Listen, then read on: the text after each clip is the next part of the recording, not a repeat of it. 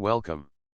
Today I'm going to talk about the layout of an 18th century kitchen. Kitchens in upper-class colonial American homes were often relegated to outbuildings or basement levels to keep their heat and aromas out of the main house.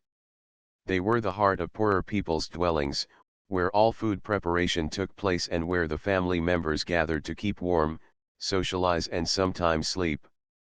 Whether in lower or upper-class homes, 18th century kitchens had a common layout.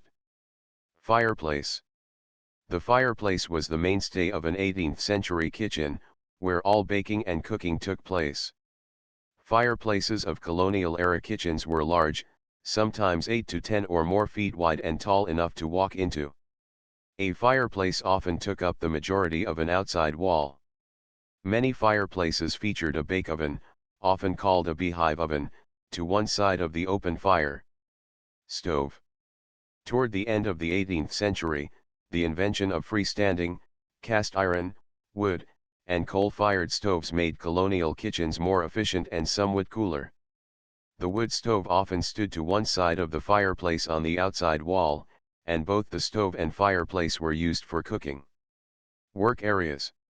A colonial kitchen was centered by a large, hand-hewn wooden table used for both a workspace and dining space. Another rustic table may have been pushed against a wall to provide more counter space. A dough box, which is a wooden box on legs with a top where bread dough was placed to rise, may have been along one of the kitchen's walls.